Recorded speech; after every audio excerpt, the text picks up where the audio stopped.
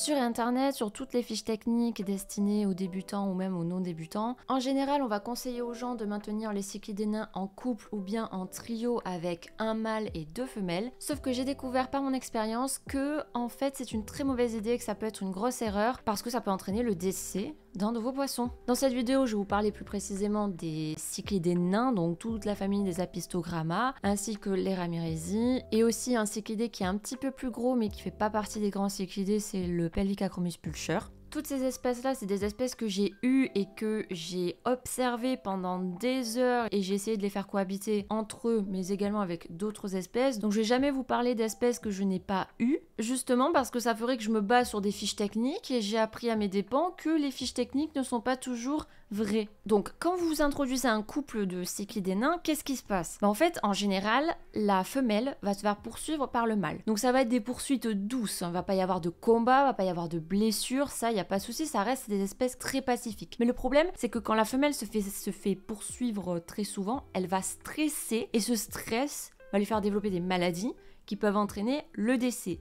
Le stress, c'est l'ennemi numéro 1 de tous les poissons, mais il y a des espèces qui sont beaucoup plus sensibles au stress que d'autres, donc c'est-à-dire qu'elles vont beaucoup plus facilement stresser par rapport à un événement quelconque par rapport à une autre espèce. Et même au sein des cyclidés nains, vous avez des espèces qui sont beaucoup plus sujettes au stress que d'autres. Je pense notamment aux Ramirezi. Les Ramirezi, c'est les stressés numéro 1, ils stressent super facilement et en plus de ça, ils sont très fragiles à cause de la sélection qu'ils ont subie pendant des générations et des générations.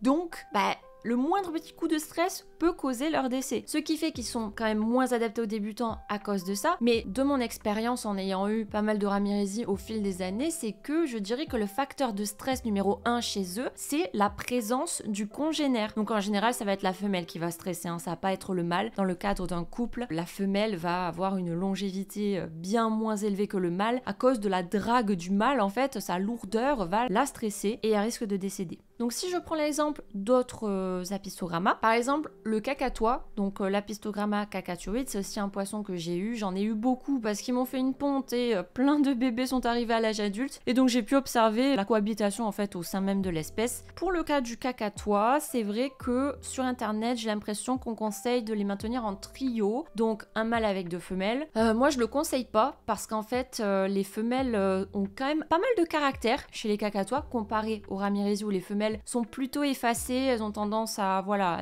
elles sont stressées facilement donc elles vont pas trop se mettre en avant, elles vont pas trop se défendre face au mâle, elles vont juste fuir. Alors que dans le cas du cacatois, je trouve que les femelles sont moins stressées facilement, elles sont plus posées, plus chill, mais elles ont quand même du caractère. Et face au mâle, elle va quand même avoir tendance à pas le mettre au défi, elles vont pas aller l'embêter, etc. Elles vont plutôt rester dans leur coin. Mais s'il y a 2 femelles ensemble, par contre, il va y avoir une hiérarchie qui va s'établir entre ces 2 femelles, et donc il va y avoir la même dynamique que mâle-femelle avec le mâle qui poursuit la femelle, ça va être une des femelles qui va poursuivre l'autre femelle. Et s'il y a le mâle du coup qui s'ajoute au lot et qui poursuit également la femelle, ça fait que vous avez une femelle qui se fait poursuivre par l'autre femelle et par le mâle. Donc c'est pour ça que personnellement je ne conseille pas du tout les trios parce qu'il y aura forcément une hiérarchie, il y aura forcément une dynamique de pouvoir et il y a une des femelles qui va en faire les frais. Moi je dirais que cette règle elle est valable pour tous les cyclidés nains. Personnellement, numéro 1, je déconseille le trio parce que je sais quasi sûr qu'il y a une femelle qui va se faire martyriser par les 2 en fait. Donc voilà, c'est la recette pour la catastrophe. Et je déconseille également le couple si vous n'avez qu'un seul aquarium. Si vous avez plusieurs aquariums et que vous pouvez les séparer au moindre conflit, vous pouvez tenter. Mais vous allez devoir jouer à la garderie parce que les cyclidés ne s'aiment pas trop. Donc en fait, vous, en tant que personne qui a des aquariums, qui prenez un couple, c'est comme si vous aviez une agence matrimoniale et vous avez 2 personnes que vous essayez de faire se rencontrer, aller en rendez-vous, etc. Sauf que eux, ils ont pas envie d'être là, ils ont pas envie d'être inscrits et ils ont pas envie que vous leur parliez en fait. Donc c'est vraiment très difficile de réussir à les faire s'entendre. Ça, c'est vraiment le hasard. Ça peut marcher. Il peut y avoir des couples. Moi-même j'ai eu des pontes, hein, donc c'est que ils ont réussi à former un couple. Ils se sont relayés pour s'occuper des bébés, voilà. Mais c'est pas systématique, hein. Et le reste du temps, ils se poursuivent, ils s'aiment pas, c'est pas top. C'est pour ça que si vous aimez vraiment beaucoup les cyclidés et que vous voulez quand même en avoir, je vous conseille très fortement, si vous prenez un couple, d'avoir plusieurs aquariums. Le fait d'avoir plusieurs aquariums vous permet au moins de les séparer et de pas les forcer à vivre l'un avec l'autre alors qu'ils s'aiment pas. Et si vous laissez cette situation donc où ils se poursuivent et tout pendant des mois, il risque d'y avoir du décès hein, parce que ça va causer un stress prolongé qui est l'environnement parfait en fait pour développer des maladies. Hein. J'ai également eu des Apistogramma borrelii, j'ai eu un couple. Les borrelii sont quand même plutôt calmes, mais c'est pareil. Je dirais que c'est pareil que les cacatois. Ils sont moins fragiles que les ramirezi, mais c'est pareil quoi, ils se poursuivent, machin. La femelle est moins stressée également. Donc voilà, si je dois faire un classement, on va dire, des espèces les plus à risque et les moins à risque qu'il y ait des problèmes liés à ça, le ramirezi c'est le plus à risque. Il est très fragile, les femelles sont très sensibles et sujettes au stress, le mâle les poursuive tout le temps, ça risque de mal se passer, il faut absolument que vous ayez plusieurs aquariums, sinon la femelle va décéder même pas quelques mois après l'arrivée du couple. Ensuite, tous les autres Apistogramma, donc le cacatois, le borrelii, je crois qu'il y a Agassiz, il y en a plein d'autres, alors les autres je les ai pas eu, donc je ne me positionne pas très fermement, mais je suis quasi sûre que c'est un peu les mêmes dynamiques, parce qu'ils se ressemblent beaucoup en termes de caractère. Eh bien, c'est possible, il y a plus de chances que ça marche que le ramirezi, mais voilà, il risque quand même d'y avoir des poursuites et c'est pas top. La femelle risque d'être embêtée, même si elle va moins en souffrir que la femelle ramirezi. Et ensuite, du coup, je voulais mettre un peu une catégorie à part, c'est le Pelvicacromis pulcher. Donc, c'est pas un cyclidé nain américain, là-bas c'est un cyclidé nain africain, enfin un cyclidé nain. Voilà, on va dire que c'est un petit cyclidé, parce qu'il est quand même plus gros. Hein. Le mâle adulte, il peut faire peut-être 10 cm, allez, 9 ou 10 cm au max, alors que le ramirezi adulte, mâle, il fait 5 cm au maximum. Donc voilà, vous avez quand même la différence de taille. Je trouve qu'en couple, ça marche beaucoup mieux, pour le coup. En fait, la femelle est super chill, elle a du caractère. Le mâle a plus de caractère, il est également chill. Le mâle a un petit peu plus de caractère quand même que les autres cyclidés nains dont je vous ai parlé. Mais voilà, il est quand même relativement chill. Et la femelle, elle est vachement robuste. Il en faut vraiment beaucoup pour la stresser. Et voilà, elle s'en fout un petit peu du mâle. Des fois, elle va justement aller le draguer. Hein. Donc c'est elle qui va aller devant lui. Elle se tord et elle frétille pour lui montrer, voilà, je suis là, regarde-moi. Donc en fait, ouais, la femelle a un peu aussi le même comportement de drague, des fois un peu lourde que le mâle. Donc ça marche plutôt bien. J'ai pas remarqué de stress, de poursuite avec le mâle et tout. Donc si je dois conseiller un cyclidé nain ou petit pour les débutants, c'est clairement le Pelvicacromis pulcher. C'est un poisson qui est peu connu mais qui est génial. Il est robuste, il est pacifique, il a du caractère et il y a quasiment rien au monde qui peut les stresser. Je peux vous donner une anecdote. Un jour, le tout premier mâle pelmato que j'ai eu, d'ailleurs qui est sur la photo de profil de ma chaîne, il s'est coincé sous le filtre. Dans mon grand aquarium de 350 litres, il y a un filtre interne et dessous, il y a un espace en fait sous le filtre interne et voilà le fond de l'aqua. Et moi, ça m'embêtait qu'il y ait cet espace. J'avais peur que les poissons ils se coinçaient. J'avais peur que voilà, si je dois en attraper un, ils vont tous aller se cacher là-dessous. Je vais pas réussir à les attraper, voilà. Donc j'ai tout bouché. J'ai bien bouché avec du sable, avec des cailloux, avec du bois. Genre vraiment, c'est une forteresse le truc. On ne pouvait pas y aller. Il avait envie d'aller voir ce qu'il y avait dessous. Donc il s'est amusé à creuser dans le sable et sous les cailloux et sous le bois et tout. Et il a réussi à se glisser. Donc en fait, si l'aquarium en face de vous, il est comme ça et que là il y a le filtre. Ben en fait, et là il y a du sable tout du long là, il a réussi à creuser donc entre la vitre et le dessous de filtre et le tas de sable. Donc en fait, il était coincé dans ça et il était, et vu qu'il est gros, hein, il fait, allez, à ce moment-là, il faisait peut-être 8 cm tout en long là, donc en fait, il a avancé et puis il a vu qu'au bout, il y avait la vitre et il pouvait pas reculer. Et il était avancé, il était bloqué comme ça. Moi, je l'ai découvert comme ça un matin, je me suis dit, mais oh non, mais il est bloqué, tout, comment je vais faire? Faut que je l'aide, faut que je creuse, etc. Et donc, en fait, ce que j'ai fait, c'est que j'ai pris une pince, la pince pour attraper les feuilles, etc. Et je lui ai attrapé la queue avec la pince et je l'ai tiré en arrière pour le sortir. Et après, j'ai bien tout rebouché, j'ai encore plus rebouché qu'avant. Et après avoir fait ça, il est parti se promener. Et il était éclatant de couleurs, il est allé manger juste après. Voilà, alors que je l'ai découvert le matin. Donc, possiblement, il a passé toute la nuit dans cette position bloquée sous le filtre. Il s'en fout. Moi, ça m'a épaté à quel point, non, il n'a pas stressé en fait. C'est, voilà, très chill. Hein. Moi, je m'attendais à ce qu'il soit tout terne, qu'il aille se cacher, que même qu'il tombe malade quelques jours après, tellement cette expérience a été traumatisante pour lui. Mais pas du tout. Pour lui, c'était rien.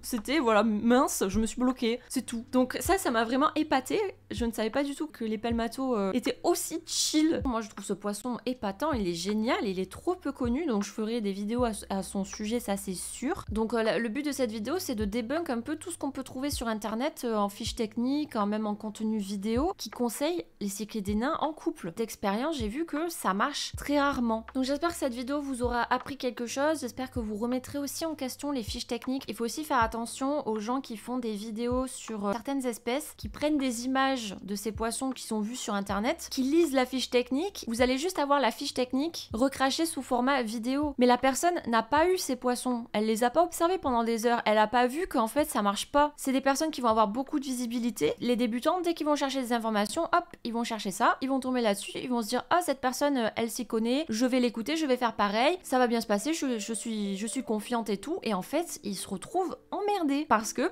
ils ont qu'un à quoi, ça marche pas, il y a des conflits, il y a des décès parce qu'ils ont suivi les fiches techniques. Donc faites bien attention à ça. Le but de ma chaîne, c'est de vous parler de mon expérience personnelle. C'est cet élément que je mets en avant. Je vais jamais vous recracher une fiche technique. Quand je vous parle d'un poisson, je ne vais jamais voir sa fiche technique. Sa fiche technique, je l'ai vue il y a des années quand j'ai acheté le poisson pour la première fois. Mais après, je n'y suis plus retournée parce que j'ai eu les poissons chez moi et donc j'ai pu les observer en direct et me faire mon propre avis sur ce qui marche et ce qui ne marche pas. Donc je vais sûrement vous faire plein d'autres vidéos sur la cohabitation pour vous faire un compte rendu de tout ce que j'ai appris au fil des années parce que j'ai pris des risques, j'ai fait des cohabitations qui sur le papier sont déconseillées et en fait j'ai vu que ça marchait beaucoup mieux que la cohabitation couple par exemple qu'on conseille partout. Et quand j'ai débuté, ces informations là sur la cohabitation, je galérais à en trouver, je n'en trouvais pas et en général c'était juste à un instant donné. Par exemple je voyais une vidéo d'une personne qui avait un cacatois, un ramirezi, un agassizi et voilà on les voyait dans l'aqua mais il n'y avait pas d'informations. Est-ce que hors caméra ils se battent? Est-ce que voilà, est-ce que ça marche? Est-ce que ça fait juste un mois qu'il les a et dans un mois il y en a déjà qui sont décédés à cause des combats?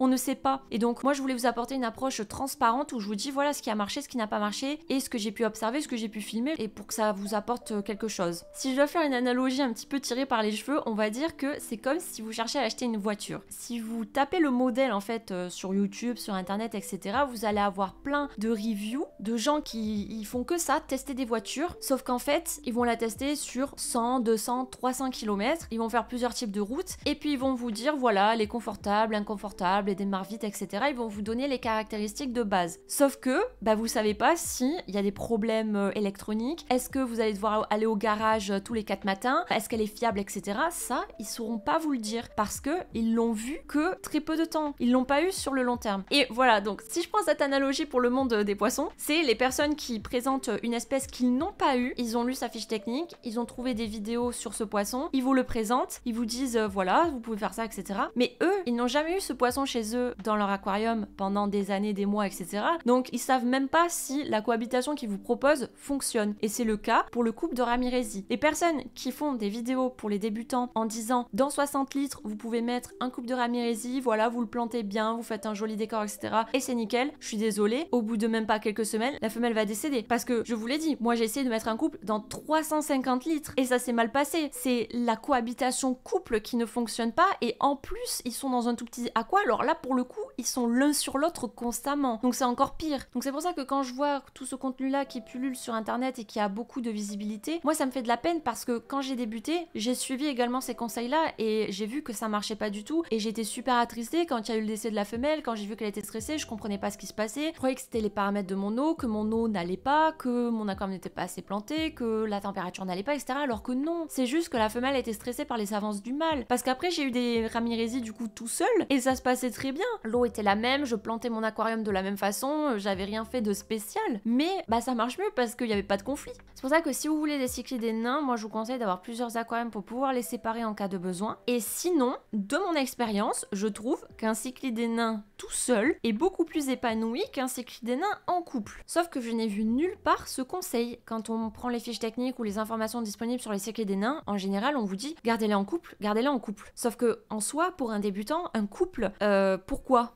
Imaginons qu'ils fassent des petits et que les petits survivent. Qu'est-ce qu'ils vont en faire ? Ils vont être embêtés. Je comprends pas trop pourquoi on conseille un couple. Je suis pas du tout experte en comportement social des cyclidés nains. Moi, de mon expérience, j'ai vu que c'était des poissons très territoriaux qui préfèrent être seuls plutôt qu'être à deux s'ils aiment pas leurs congénères en fait. Moi, j'aurais plutôt tendance à conseiller de si vous voulez un cyclidé nain, prenez-en un tout seul. Il va se faire son petit territoire, il va être tranquille, il va pas être emmerdé par qui que ce soit. Moi, c'est ce que j'aurais tendance à conseiller. Mais prenez ça avec des pincettes parce que vu que je n'ai jamais vu cette information, j'ai jamais vu des gens conseiller de ne garder qu'un cyclidé tout seul. dans le cadre des nains, je parle pas des cyclidés plus gros qui vivent en groupe, etc. Quand j'ai dû séparer des couples qui ne s'entendaient pas bien, quand chaque poisson était dans son aquarium, tout seul, donc avec d'autres espèces mais pas d'autres cyclidés, ils vivaient leur meilleure vie, hein. Ils étaient éclatants de couleurs, ils exploraient leur environnement, ils mangeaient à leur faim, voilà, je voyais qu'ils étaient heureux comparé à la situation de couple. Mais s'il y a des experts en cyclidés qui passent par là, n'hésitez pas à nous dire en commentaire quel est en réalité leurs besoins sociaux et leur structure sociale. Donc également, ne pensez pas que avoir un grand aquarium c'est la solution pour pouvoir avoir un couple qui cohabite bien quoi qu'il arrive. Parce que voilà, moi j'ai testé en 350 litres des cyclidés nains, donc pour eux 350 litres c'est énorme parce que ces poissons là font 5 ou 6 cm au maximum. Même dans le 350 litres, il y avait autant de problèmes que dans 120 litres. C'est juste que plus l'aquarium est petit, plus vous aurez de problèmes, mais vous aurez aussi des problèmes dans un très grand aquarium. Alors, si vous avez 1000 litres ou 10 000 litres, là, peut-être que je pense que ça va, mais si vous avez 1000 litres ou 10 000 litres, vous allez mettre des grosses espèces de poissons, et si vous mettez un cyclidé nain, il va se faire manger. Mais personne, je pense, ne garde de cyclidé nain dans 1000, 2000 ou 10 000 litres. Donc si vous êtes arrivé jusque là, merci d'avoir regardé ma vidéo, j'espère qu'elle vous aura été utile. N'hésitez pas à me partager en commentaire vos expériences, si vous avez d'autres choses à ajouter, si vous avez des questions aussi, des retours, n'hésitez pas, c'est là pour ça. On peut tous apprendre les uns des autres, c'est hyper important. Et si vous souhaitez voir plus de contenu de ce type, je compte parler de toutes les autres espèces que j'ai eues et des combos de cohabitation que j'ai testés, n'hésitez pas à vous abonner. Hey, abonne-toi mon copain.